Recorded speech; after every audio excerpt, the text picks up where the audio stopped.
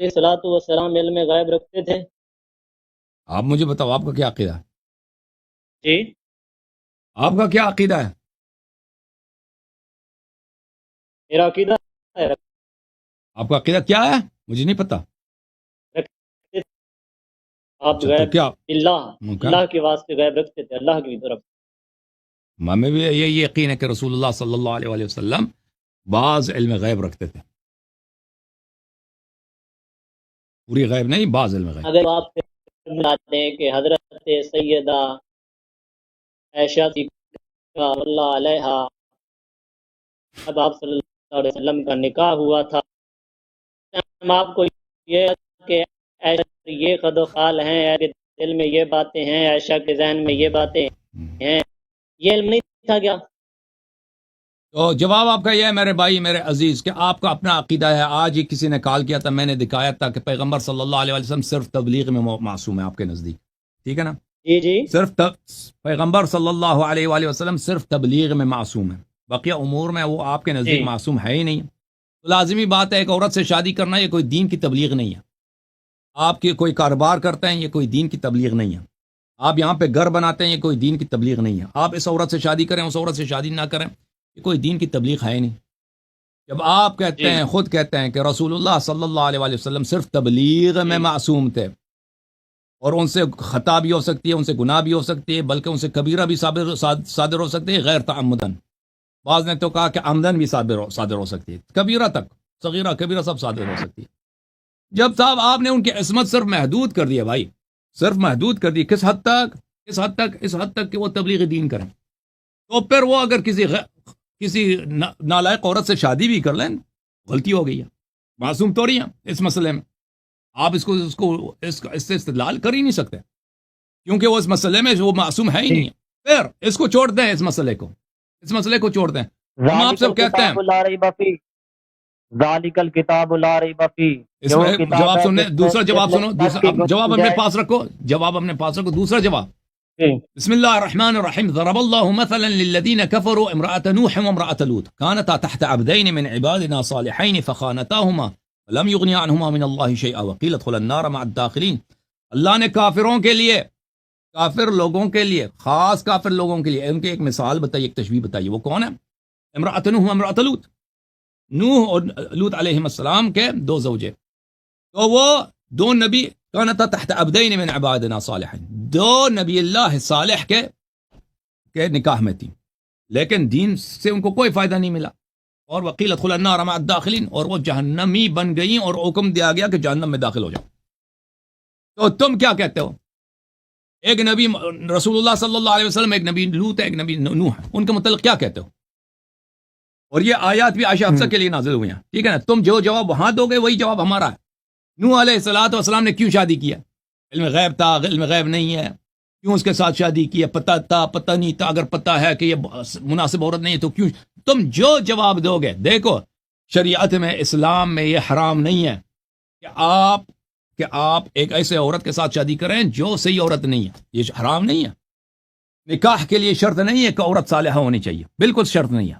آپ ایک بے نمازی عورت کے ساتھ شادی کر سکتے ہیں، یہ حرام نہیں ہے، یہ کوئی حرام نہیں ہے کہ نکاح کی صحت کی شرط ہی یہی ہو، اس طرح کا نہیں۔ بہرحال آپ جو کہتے ہو، دیکھو اللہ تعالیٰ نے عائشہ اور حفصہ کے لیے سورہ تحریم نازل کیا، اور یہ ضرب اللہ مثلا للذین کفروا امرأة نوح وامرأة لوط یہ عائشہ حفصہ کے لیے، عائشہ حفصہ کو ہم چھوڑ دیتے ہیں۔ تم کیا کہتے ہو؟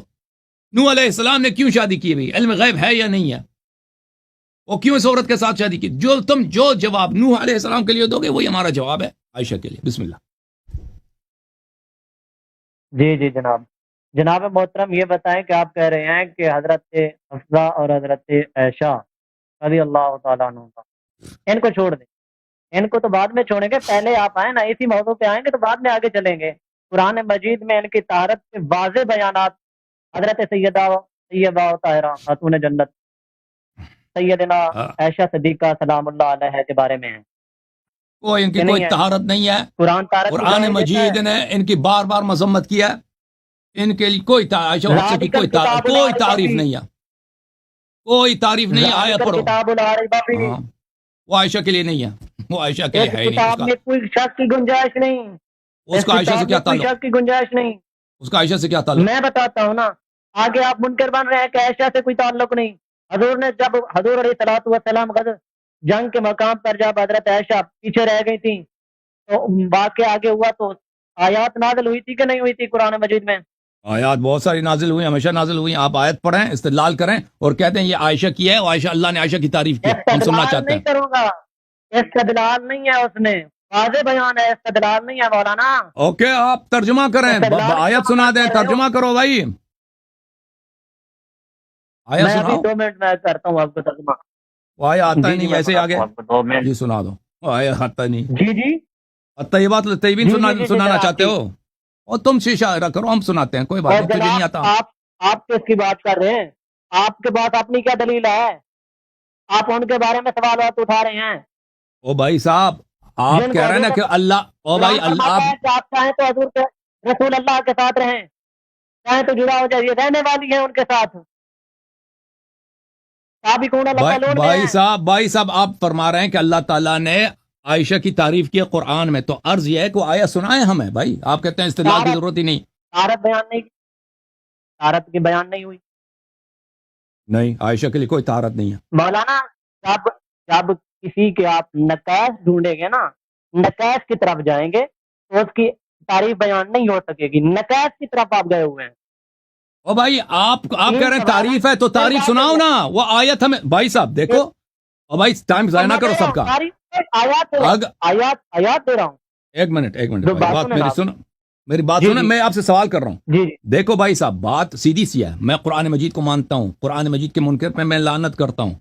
آپ کہہ رہے ہیں کہ اللہ تعالیٰ نے جی. عائشہ کی تعریف کی قرآن میں، اس سے کیا بہتر؟ بسم اللہ، وہ جی. آیت ہمیں سنا دیں، وہ آیت ہمیں سنا دیں، پڑھ لیں، کہہ دیں یہ، وہ ترجمہ کریں اور بتائیں کہ اس طرح سے یہ عائشہ کی تعریف ہے.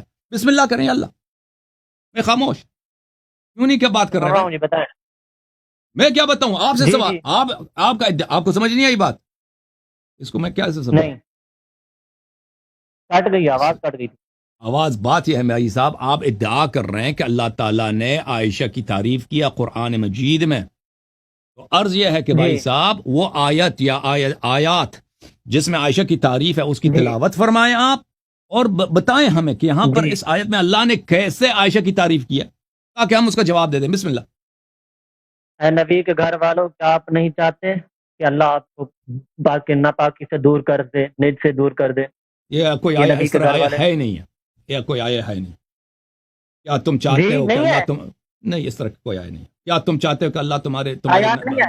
رشتہ دور کرے؟ اس طرح کی آیا کوئی نہیں. تمہیں جی. آیا جی آتا بھی نہیں ہے. تم پہلے آیا سیکھو پھر آ جانے گا. جی. یہ اس طرح آئے تطہیر اس طرح آغاز نہیں ہوتی ہے کہ اے نبی کے گھر والوں، کیا تم نہیں چاہتے کہ اللہ تمہیں پاک کر دے؟ کس نے کہا یہ آیا قرآن میں؟ اس کا تعلق کیا تعلق ہے عائشہ سے؟ اس کا کیا تعلق ہے عائشہ سے؟ جب آیا آتا ہی نہیں ہے، اس کا عربی پڑھ بھی نہیں سکتے، تم کو پہلے تیاری کر لو کہ بھائی یہ میرا چیلنج ہے تم سب علماء سے، تم پہلے جا کے تحقیق کرو کہ فلان آیا ہے قرآن میں، اس میں عائشہ کی تعریف ہے. پھر میں نے اگر نہیں مانا تو مجھ پہ اللہ کی لعنت ہے. جو بھی قرآن کے حرف کی تکذیب کرتا ہے اس پہ اللہ کی لعنت ہے. تو میں دعا کرتا ہوں کہ اللہ نے اس سے کیا بڑی بات، اس سے کیا کون سی عظمت اس سے بڑا ہو سکتا ہے کہ ایک شخص کی اللہ قرآن میں تعریف کرے، خالق کون اس کی تعریف قرآن میں کرے. ٹھیک ہے نا؟